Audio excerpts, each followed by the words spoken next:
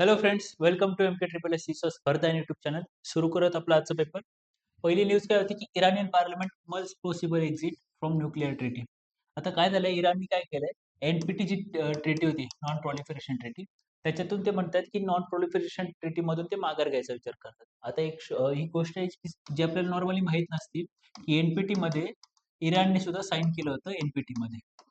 त्याच्यामुळे ही गोष्ट लक्षात ठेवा. प्री मध्ये विचारलं जाऊ शकतं की इराणने एनपीटी ट्रीटी साइन केली होती का? पण ट्रीटी साइन केली होती. तर मग त्याच्यामुळे मग ते जे आहे न्यूक्लिअर प्रॉलिफरेशन कसं काय करत होते? मग याच्यामध्ये काही-काही गोष्टी लक्षात ठेवण्यासारख्या आहेत, की एनपीटी ट्रीटी जी होती, एक तर त्याची डेट माहिती पाहिजे, कधीपासून लागू केली जाऊ शकते. ती गोष्ट पाहिजे. त्याच्यानंतर एनपीटीनुसार कोणत्या-कोणत्या कंट्रीजनी साइन केलंय. त्याच्यानंतर इंडियाने साइन केलंय की नाही ही गोष्ट.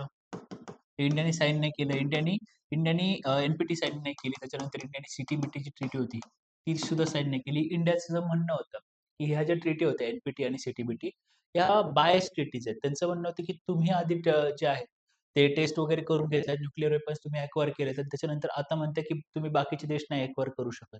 मग ही जी गोष्ट होती ती बायस होती, त्याच्यामुळे इंडियाने याच्यावरती साइन नव्हती केली. आता एनपीटीमध्ये काय केलं जातं ना, एनपीटीचं असं म्हणणं आहे, की तुम्ही न्यूक्लिअर टेक्नॉलॉजी जी असेल, ती फक्त आणि फक्त जी वॉरमध्ये यूज केले जाणारे जे मटेरियल्स वगैरे असतात, त्याच्यानंतर जे अम्युनिशन वगैरे असतात, त्याच्या एनरिचमेंटसाठी किंवा त्याच्यासाठी जे असेल ते न्यूक्लिअर एनर्जीचा वापर नाही करू शकत. सिव्हिल यूजसाठी म्हणजे इलेक्ट्रिसिटी वगैरे त्याच्यासाठी तुम्ही न्यूक्लिअर एनर्जीचा, युरेनियमचा वापर करू शकता, असं एनपीटीचं म्हणणं आहे. तर ह्याच्यामध्ये या गोष्टी लक्षात ठेवा, की सिव्हिल यूज जो आहे, तो अलाउड आहे. पण त्याचा जो मिलिटरी यूज आहे तो मात्र अलाउड नाहीये एनपीटीच्या अंतर्गत. आणि दुसरी गोष्ट म्हणजे की अजून कोणत्या-कोणत्या कंट्रीज आहेत ज्यांनी साइन केलेले आहेत आणि त्यांनी त्याच्यामधून माघार घेतली. याच्यामध्ये एक नाव आहे नॉर्थ कोरियाचं. नॉर्थ कोरियाने 1985 च्या अराउंडमध्ये साइन केली होती एनपीटी ट्रीटी. पण त्याच्यानंतर 2000च्या अराउंड त्यांनी काढून घेतलं, त्याच्यामधून माघार घेतली होती. आणि जसं आपल्याला माहिती आहे की नॉर्थ कोरिया क्लेम करते की त्यांच्याकडे न्यूक्लिअर वेपन्स आहेत. सो त्याच्यामुळे आपल्याला एनपीटी ट्रीटी महत्त्वाची, सीटीबीटी ट्रीटी महत्त्वाची, त्याच्यानंतर एनएसजी जो ग्रुप आहे, न्यूक्लिअर सप्लायर्स ग्रुप, तो सुद्धा महत्त्वाचा आहे. कारण जसं आपल्याला माहिती आहे की इंडिया कंटिन्युअसली प्रयत्न करत होता की एनएसजीचा आपण मेंबर बनावा, जेणेकरून युरेनियमचा जो इम्पोर्ट होता तो इंडियासाठी इझिली पडेल. आणि त्याच्यामुळं काय होणार, आपण जे रिन्युएबल एनर्जी सोर्सेसकडे वळण्याचा प्रयत्न करत होतो, त्याच्यामध्ये एक मेजर स्टेप आपल्याला घेता येईल. त्याच्यामुळे एनपीटी, सीटीबीटी आणि एनएचजी या ज्या गोष्टी आहेत, ह्या ऑर्गनायझेशन्स आहेत, याच्याबद्दल आपल्याला प्रीसाठी सर्व माहिती असणं गरजेचं आहे. पुढची न्यूज होती की manufacturing capital goods lift IIP growth to 5.2% in February. IIP म्हणजेच काय? India's industrial production. आता याच्यामध्ये आपल्याला माहित पाहिजे की आयआयपी जी आहे ती इंडेक्स कोण लॉन्च करतं, त्याच्यामध्ये कोणत्या-कोणत्या गोष्टी असतात, त्याची मेजरमेंट केली जाते. जसं मायनिंग आहे, इलेक्ट्रिसिटी आहे. ह्या गोष्टी आहेत. त्याच्यामध्ये त्यांची जे आहे, त्यांचा परफॉर्मन्स काउंट केला जातो. त्याच्यानंतर त्याच्यामध्ये 8 कोर सेक्टर्स आहेत. बरं 8 कोर सेक्टर्स असले, तर त्याच्यामुळे त्यांचं जे वेटेज असेल, ते प्रत्येक सेक्टरला जे आहे ते जास्त इक्वल नाहीये. सेक्टर्सचे वेटेज आहे ते वेगवेगळे आहे. त्याच्यामध्ये मग त्यांचं जे आहे ते मेजॉरिटी वाईज किंवा मायनॉरिटी वाईज कोणाला सगळ्यात जास्त जे आहे तो शेअर आहे, ती गोष्ट आपल्याला माहीत पाहिजे. आणि ही जी इंडेक्स आहे, तर मग त्याचं बेस इयर एक गोष्ट जी आहे ती आपल्याला माहीत पाहिजे. याचा बेस इयर किती येतो मग 2011-12 याचा बेस इयर आहे. मग या ज्या गोष्टीत आपल्याला प्रीसाठी या महत्त्वाच्या आहेत. त्याचबरोबर आपल्याला माहीत पाहिजे, की ही जी गोष्ट आहे, आय-आय-पी इंडस्ट्रियल जी प्रोडक्शन दाखवतं, इंडियाचं इंडस्ट्रियल प्रोडक्शन दाखवतं, त्या गोष्टी आपली इकॉनॉमिक किंवा मॅक्रो इकॉनॉमिक ग्रोथ कोणत्या पद्धतीने दाखवतं, कसं दाखवतं, याच्यामध्ये अजून नवीन कोणते फॅक्टर ॲड करायला पाहिजेत का? त्याच्यामध्ये सिमेंट आहे, फर्टिलायझर आहे, क्रूड वगैरे झालं, ह्या गोष्टी ॲड केलेल्या आहेत. मग रिन्युएबल एनर्जीसाठी याच्यामध्ये काही वाव आहे का? ऑलरेडी त्याच्यामध्ये इन्क्लुजन आहे, की त्याच्यामध्ये एक्स्ट्रा काही ॲड केलं पाहिजे, जेणेकरून त्याचं जे असेल प्रोडक्शनमध्ये, इंडस्ट्रियल प्रोडक्शनमध्ये त्याचा सुद्धा सहभाग व्हायला पाहिजे. ह्या ज्या गोष्टी आहेत त्या आपण पाहायला पाहिजे.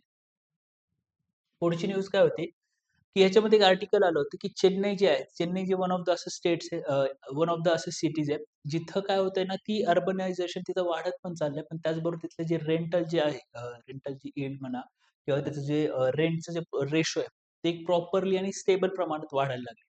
आता ही जी गोष्ट आहे तुम्हाला GS1 मध्ये अर्बनायझेशनमध्ये कामाला येणार. कारण कसं होतं, की जेव्हा मोठमोठे सेंटर्स बनतात, मोठमोठे अर्बन सिटीज वगैरे बनायला लागतात, जसं महाराष्ट्रामध्ये मुंबई झालं, पुणे झालं, हे जेव्हा सिटीज बनायला लागले, मग बाकीचे जे प्रदेशातून असतात त्या राज्यातले, आसपासच्या प्रदेशातून लोकं त्या सिटीजमध्ये येतात. मग वेगवेगळ्या कारणांसाठी येतात. कोणी नोकरीसाठी येतात, कोणी शिक्षणासाठी येतं, कोणी बाकीच्या गोष्टींसाठी येतात. मग ह्या गोष्टींमुळे काय होतं, मग ते अर्बनायझेशन जे आहे ते एक्सपांड होत जातं. मग अशा कंडिशन्समध्ये होतं, की तिथे जे ऑलरेडी लोकं असतात, ते तिथं जे रेंटवर त्यांच्या प्रॉपर्टी वगैरे चढवतात आणि अशा ज्या तिथले जे रेंट्स वगैरे असतात, ते कधी-कधी डिस्प्रपोर्शनेट असतात, अतिशय एक्सपेन्सिव्ह असतात किंवा इरॅशनल असतात. ह्या ज्या कंडिशन्स आहेत, त्या आपल्याला ऑलरेडी बेंगळुरू सारख्या गोष्टीतून दिसून येतात, की बेंगळुरूमध्ये काय होतात, की इरॅशनल असे रेंट आहेत. इरॅशनल रेंट्स आहेत. त्याच्यानंतर मग परत डिपॉझिट्स घेतले जातात. डिपॉझिट रिटर्न केले जात नाहीत. ह्या ज्या गोष्टी असतात. पण ह्याच्यामध्ये जे आहे आणि रेंटची जी असतं, की एवढ्या पिरियडनंतर रेंट किती वाढवणार वगैरे त्याच्यावरती काही लिमिट नाहीये. या सगळ्या ज्या गोष्टी त्या चेन्नईमध्ये दिसून येत नाहीत असं त्यांचं म्हणणं आहे.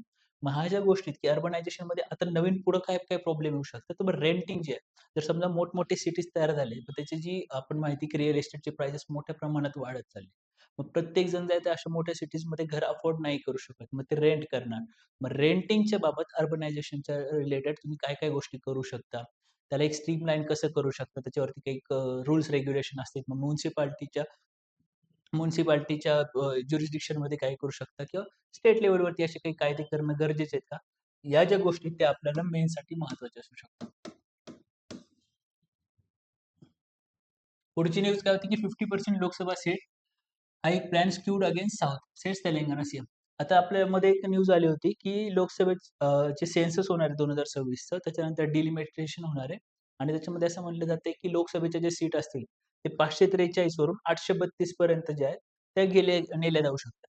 म्हणजे अल्मोस्ट 50% ची जी हाईक आहे, ती दिली जाणार आणि जे 50% ची हाईक असेल, ती प्रत्येक राज्याची जी लोकसभेची सीट्स असतील, त्याच्यामध्ये युनिफॉर्मली 50% ची हाईक केली जाईल. तर याच्या विरुद्ध तेलंगणाचे जे सीएम आहेत, त्यांचं म्हणणं आहे, की तुम्ही स्टेट असेंब्लीचे जे सीट्स असतील त्याच्यामध्ये पण 50% तुम्ही हाईक करणार आहे, ते चांगलं आहे. पण पार्लमेंटचे जे सीट्स असतील 50% हाईक त्याच्यामध्ये करणार आहे, ते मात्र चुकीचं आहे. त्याच्यामुळं काय होईल ना, नॉर्थ साउथ जो डिव्हाईड आहे,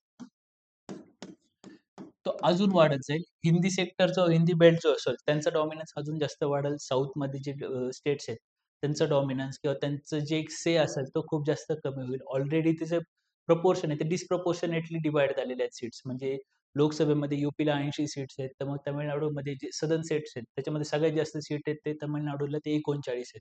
जर तुम्ही यूपीच्या वाढवलं 50% म्हणजे 120 होतील आणि त्याच्यानंतर जर ते ह्याच्या तामिळनाडूच्या वाढवलं ते 78 होतील. मग त्याचं प्रमाण आहे ते अजून जास्त वाढत जाईल.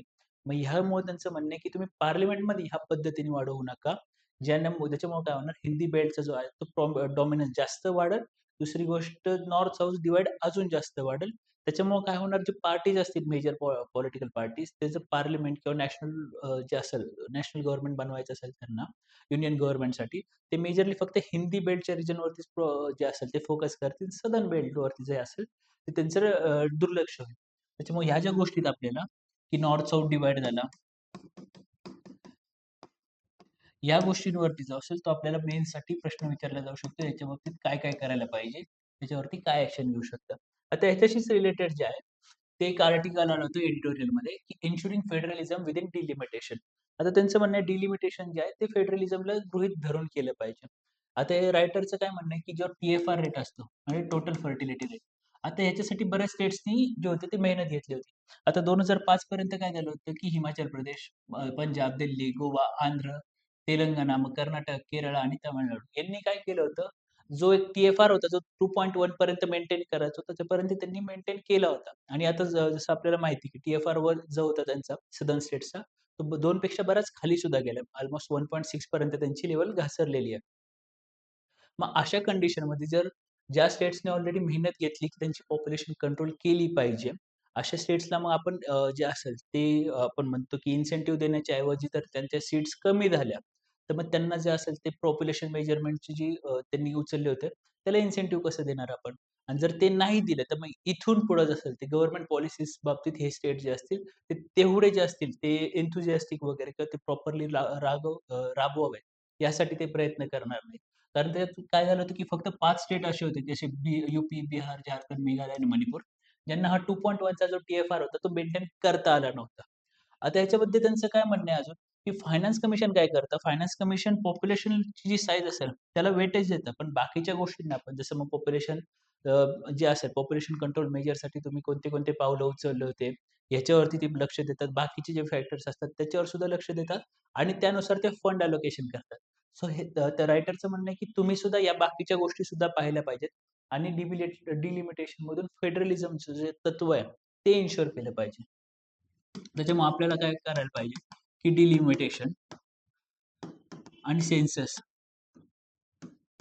यांची जी लिंक्स आहे त्यांची लिंक्स लावून तुम्हाला फेडरलिझम माहित पाहिजे.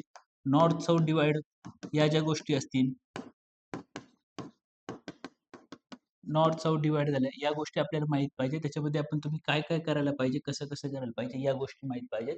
आणि त्याचबरोबर दुसरी गोष्ट म्हणजे आपल्याला माहित पाहिजे की लोकसभाचे सीट्स असतील किंवा विधानसभेचे जे सीट्स असतील त्यांचे नंबर्स एक बऱ्यापैकी प्रमाणात ठरले आहेत. जसं कॉन्स्टिट्यूशनने सांगितले की विधानसभेच्या सीट किती असतील, 60 ते 500 या रेंजमध्येच असतील.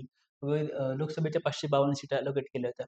आता जर तुम्हाला लोकसभेच्या सीट्स वाढवायच्या आहेत, विधानसभेच्या सीट्स वाढवायच्या आहेत, तर त्याच्यासाठी प्रोव्हिजन्स काय, त्याच्यासाठी काय गोष्टी करायला पाहिजेत, मग त्याच्यासाठी अमेंडमेंट करावी लागते का, आणि अमेंडमेंट जर करायची असेल तर मग ती स्पेशल मेजॉरिटी लागते का सिंपल मेजॉरिटी लागते, ह्या ज्या गोष्टी आहेत त्या आपल्याला माहित पाहिजेत. ह्या ज्या अमेंडमेंट वगैरे वाल्या गोष्टी असतील ते तुम्हाला प्रीला विचारले जातील. आणि डिलिमिटेशन वगैरे याच्याशी धरून जे आहेत फेडरलिझम, नॉर्थ साऊथ डिवाइड या गोष्टींना रिलेट करून तुम्हाला मेन्ससाठी जे आहेत प्रश्न विचारले जाऊ शकतात. आता दुसरं एक आर्टिकल होतं editorial, the continued pursuit of the perfect election.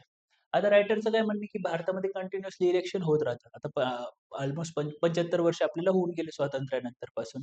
80 वर्ष होत आलेले आहेत. अशा कंडिशनमध्ये आपली जे इलेक्शन होतं ते ग्रो झाले बऱ्यापैकी. आधी 21 वर्षापर्यंत होतं प्रौढ मताधिकार, तर नंतर 18 वर्ष आला. नंतर इलेक्शन कमिशन जी सिंगल मेंबर बॉडी होती ती 3 मेंबर बॉडी झाली आहे. त्याच्यानंतर मॉडेल कोड ऑफ कंडक्ट जे होते, एक युनियनॅमसली असं एक डिसिजन घेतला होता पार्टीजने, तो आला होता. बरं त्याच्यामध्ये व्हायोलेशन्स असतात. त्याच्यानंतर नोटा इंट्रोड्यूस केलं होतं. या सगळ्या गोष्टी झाल्या, पण नंतर पण काय होतं ना, आपल्याला माहिती आहे, की इलेक्शनमध्ये म्हणा किंवा पॉलिटिक्समध्ये क्रिमिनलायझेशन आहे, ते मोठ्या प्रमाणात वाढतंय. त्याच्यानंतर ज्या मेंबर असेल, जो कॅन्डिडेट असेल, ज्याच्याकडे मसल पॉवर, मनी पॉवर जास्त असेल, त्याचे जिंकायचे चान्सेस जास्त असतात. आणि त्याच्यामुळे पार्टीज काय करतात, पार्टी सुद्धा अशाच कॅन्डिडेट्सला जे असतात ते तिकीट देतात. कारण त्यांचं म्हणणं असतं, की असेच कॅन्डिडेट ते जिंकून येण्याचे चान्सेस आहेत. त्याच्यामुळे त्यांनाच जे आहे ते तिकीट द्यावं लागतं. मग अशा कंडिशनमध्ये फ्री अँड फेअर इलेक्शन म्हणा, ते होत नाही. कारण जर अशा एखादे कॅन्डिडेट असेल ज्याच्याकडे मनी आणि मसल पॉवर असेल, आणि दुसरी गोष्ट असा कोणता कॅन्डिडेट जो फक्त एक क्लीन कॅरेक्टरवाला असेल, तेवढा मनी आणि मसल पॉवर त्याच्याकडे नसेल, तर त्याचे जिंकण्याचे चान्सेस ऑलमोस्ट इम्पॉसिबल होऊन जातात. मग अशा कंडिशनमध्ये फ्री अँड फेअर इलेक्शन कसं घेणार? ही गोष्ट झाली. मग हे जी गोष्ट आहेत, की मनी, मसल, मिसइन्फॉर्मेशन आणि model code of conduct violation जे आहेत, हे 4M जे आहेत, ते इलेक्शन कमिशन पुढचे जे चॅलेंजेस आहेत, इलेक्शन पुढचे जे चॅलेंजेस आहेत, तर ह्याच्यावर सुद्धा तुम्हाला मेन्समध्ये प्रश्न विचारला जाऊ शकतो, की हे जे 4Ms आहेत, त्यांना टॅकल करण्यासाठी इलेक्शन कमिशन काय-काय करू शकतात. आता दुसरी गोष्ट म्हणजे आता नंतर एआय आला. एआय आलंय, त्याचा मोठ्या प्रमाणात वापर केला जायला लागला. आधी कसं होतं, की मिसइन्फॉर्मेशन पसरवली जायची, अफवा पसरवल्या जायच्या, पण ते तेवढ्या रिअलिस्टिक पद्धतीने पसरवल्या जात नव्हत्या. पण आता एआय आल्यामुळे कसं केलं जातात, की फेक व्हिडिओज म्हणा, डीप फेक्स या गोष्टींमुळे काय व्हायला लागलं, की एक मोर रिअलिस्टिक वेमध्ये ज्या अफवा आहेत त्या पसरवल्या जायला लागल्या. त्याच्यामुळे मिसइन्फॉर्मेशनला असं कसं टॅकल करायला पाहिजे. आजच्या काळामध्ये इलेक्शन कमिशनने याच्यासाठी कोणत्या गोष्टी घेतल्या पाहिजेत. त्याच्यानंतर मनी आणि मसल पॉवरला मग एक टर्म येते, की स्टेट फंडेड जे इलेक्शन आहे, की इलेक्शन कमिशन फंड करणार. इलेक्शन कमिशन तुम्हाला फंड करणार, की तुम्ही कोणत्या पद्धतीने कसं इलेक्शन लढवायला पाहिजे, तुम्हाला पैसे किती पाहिजेत त्या गोष्टी. मग ह्या ज्या सगळ्या गोष्टी आहेत त्या आपल्याला माहीत पाहिजेत मेन्ससाठी. त्याच्यानंतर आपल्याला हे माहीत पाहिजे, की मॉडेल कोड ऑफ कंडक्ट काय आहे? त्याच्या व्हायोलेशन्स मग आपल्याला या गोष्टी पाहिजेत, की मॉडेल कोड ऑफ कंडक्टच्या व्हायोलेशनसाठी आता करंटली कोणती त्याला लीगल बॅकिंग नाहीये. मॉडेल कोड ऑफ कंडक्टला लीगल बॅकिंग द्यायला पाहिजे का? त्याच्यात अजून कोणत्या गोष्टी आहेत, त्या त्याच्यामध्ये ॲड करता येतील? त्याच्यानंतर तुझा जो भ्रष्टाचार वगैरे होतो, त्याला काउंटर करण्यासाठी अजून कोणत्या गोष्टी केल्या जातात, करायला पाहिजेत. जसं ट्रॅफिकच्या बाबतीत एक नियम केला होता, की जर तुम्ही रस्त्यावरून वगैरे जात असाल आणि असं दिसलं, की कोणी ट्रॅफिक रूल्स जे आहेत ते पाळत नाही, तर तुम्ही त्याचा फोटो वगैरे काढून जर त्याचा जो एक ऑथेंटिक ॲप आहे गव्हर्नमेंटचं वगैरे ट्रॅफिक पोलिसचं त्याच्यामध्ये अपलोड वगैरे केला, तर त्याच्यावरती ॲक्शन घेतली जाणार आणि अशी जी रिपोर्टिंग वगैरे करणार तुम्ही त्याच्यासाठी जे आहे ते इन्सेंटिव्ह सुद्धा जे आहे ट्रॅफिक पोलीस देणार. मग अशी कोणती न्यू मेथड्स तुम्ही लागू करू शकतात का? मग डीप फेक झालं, त्याच्यानंतर मिसइन्फॉर्मेशन, एआयचा जो वापर केला जाणार, त्याला टॅकल करण्यासाठी तुम्ही काय-काय करू शकता? या ज्या सगळ्या गोष्टी आहेत, त्या तुम्हाला मेन्समध्ये महत्त्वाच्या आहेत. याच्यावरती तुम्हाला प्रश्न विचारला जाऊ शकतो. याच्यावरती तुम्ही एसेमध्ये सुद्धा विचारला जाऊ शकतो, की बदलती जी इलेक्शन असेल, की म्हणजे एआय आलं. मग जसं आपण म्हणतो, की सोसायटीमध्ये विचारतील किंवा पॉलिटीमध्ये GS2 मध्ये विचारतील, की एआयमुळे जो काळ बदलणार आहे. मग इलेक्शन सिस्टमवरती त्याचा काय फरक परिणाम होऊ शकतो, किती परिणाम होऊ शकतो, त्याला टॅकल करण्यासाठी काय-काय करायला पाहिजे. मग त्याच्यावरती इलेक्शन कमिशनच्या लेव्हलवरती आणि इंडिव्हिज्युअल वोटरच्या लेव्हलवरती काय-काय करायला पाहिजे, या पद्धतीचा प्रश्न सुद्धा मेन्सला विचारला जाऊ शकतो. पुढची न्यूज होती की ऑन द इम्प्लिकेशन्स ऑफ युथनेशिया. जसं आपल्याला माहिती आहे की रिसेंटली सुप्रीम कोर्टाने जी होती एक आर्टिकल 21 च्या अंडर त्यांनी सांगितलं की right to die with dignity जो आहे, तो सुद्धा आहे. जर तुम्हाला राइट टू लाईफ आहे, तर त्याच्या अंतर्गतच right to die with dignity हा सुद्धा राइट जो आहे तो तुम्हाला मिळतो. त्याच्या अंतर्गतच त्यांनी काय केलं होतं की पॅसिव्ह युथनेशियाला मंजुरी दिली होती. मग त्याच्या अंतर्गत जी गोष्ट होती की युथनेशियाचे काय-काय इम्प्लिकेशन्स होऊ शकतात. मग सोशल लेव्हलवरती, इथिकल लेव्हलवरती, पॉलिटिकल लेव्हलवरती ह्या ज्या गोष्टी त्या तुम्हाला पाहायच्या आहेत. त्याच्यावरती मेन्समध्ये, त्याच्यानंतर एथिक्स मेन्समध्ये मग GS2 बाबतीत किंवा GS1 मध्ये सोसायटीमध्ये किंवा GS4 मध्ये एथिक्समध्ये आणि त्याचबरोबर एसेमध्ये सुद्धा याच्यावरती तुम्हाला बरीच माहिती किंवा याच्यावरती प्रश्न किंवा त्याच्याबद्दल इन्फॉर्मेशन पुट करायला तुम्हाला आन्सर रायटिंगमध्ये एनरिचमेंट करण्यासाठी तुम्हाला हेल्प होऊ शकते. पुढचं आर्टिकल होतं की earliest census data set to be available in 2027. India has fewer villages than during census 2011. आता रिसेंटली त्यांचं काय म्हणणं होतं की 2011 मध्ये जेवढे विलेजेस वगैरे होते ना, त्याच्यापेक्षा कमी विलेजेस आता या सेन्ससमध्ये वगैरे आहेत ते पाहायला मिळतील. मग याच्यामध्ये अर्बनायझेशनमध्ये तुम्हाला पाहायला भेटेल की आपले जे आधी विलेजेस होते. मग ह्या ज्या 16 वर्षात वगैरे असेल, ते विलेजेसचे नंबर्स किती कमी झालेत, ते कोणत्या पद्धतीने कमी झालेत. मग आधी विलेजेस पासून ते टाउन्स लेव्हलवरती गेलेत का? त्याच्यानंतर टियर 3 सिटीज, टियर 2 सिटीज ज्या आहेत, मग त्यांची सुद्धा ग्रोथ झाली आहे का? फक्तच विलेजेस जे आहेत ते टाउन्समध्ये गेलेत आणि जे टियर 3 सिटीज आहेत, त्यांचं मात्र तेवढं डेव्हलपमेंट नाही झालं. ह्या ज्या सगळ्या गोष्टी त्या तुम्हाला मेन्समध्ये इफेक्टिव्ह आन्सर रायटिंगसाठी हेल्प करू शकतात. तर हे होते आपले आजचा हिंदू पेपर एनालिसिस. अशाच हिंदू पेपर एनालिसिससाठी पाहत राहा स्पर्धा यूट्यूब चॅनल. थँक